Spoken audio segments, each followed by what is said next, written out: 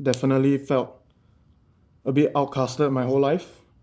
I tried to commit suicide 3 times. If I got hit by a car, I probably wouldn't even care about it at all.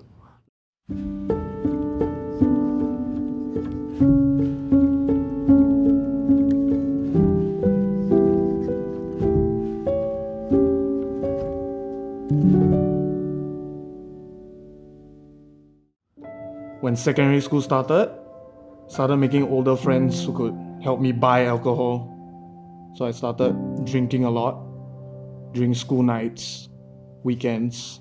When I think back about being very angry and problematic growing up, I do feel bad for the people around me. It felt like a cry for help and like no one was hearing me. Throughout my Sec 1 and Sec 2, I was actually doing like quite well. I was getting 2 or 3 A's, maybe a few B's. Yeah, I had my first girlfriend. We broke up. My confidence hit rock bottom. Kind of was the start of my troubled phase. I came from a divorced parents background, so I primarily live with my dad. I also see the responsibility and weight on his own shoulders that what are my problems so much worse than his that he will have to attend to mine. I have an older brother, but then I'm not close with him. I just get very pressured whenever my parents compare me and him most of the time. That also made me feel very angry with them. Seeing my friends with their family very bonded, very close. Jealous leh. So I think that's where I feel very lonely lah. If I die, everything will still go on the same one, since nobody really remembers me or acknowledge my existence. I tried to commit suicide 3 times, but all failed. My social worker kind of told me, do you want to try seeing Jai under YouthReach? I told her I'm not really into counseling. I told myself I'll just do it once, see how it goes.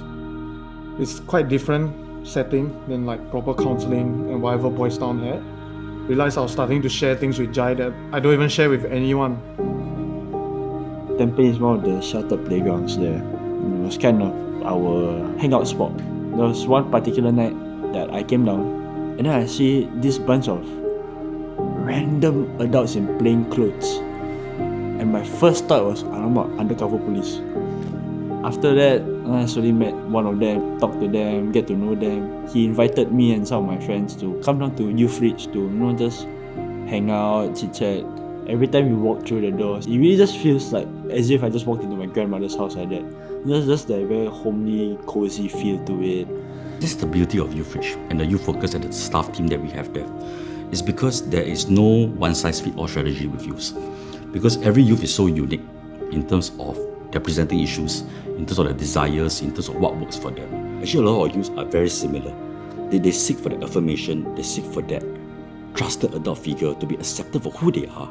I think YouthReach in general is just very healing for me.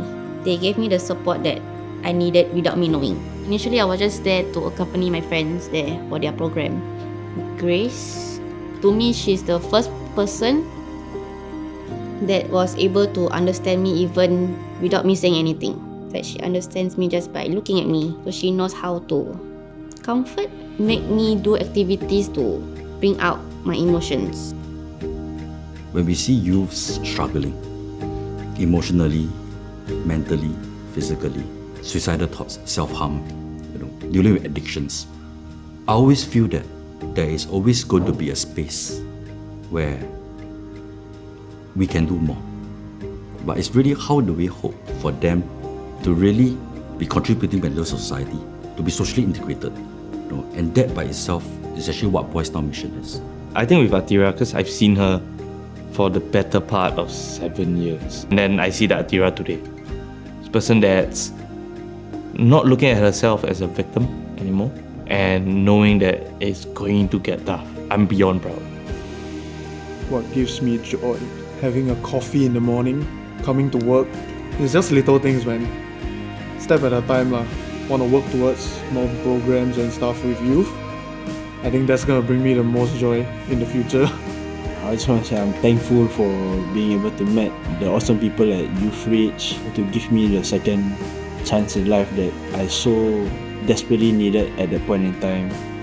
I'll definitely want to tell myself that whatever set of circumstances that you may have been facing, that it's not the end of the world. It's just a small obstacle that is not gonna last forever. Don't let it ruin your future. There were always going to be youths that do not respond to more traditional means of approach of youth work. And I do believe that YouthReach meets this need. YouthReach needs your support. Whether it's time, or whether it's financial resources, to do what we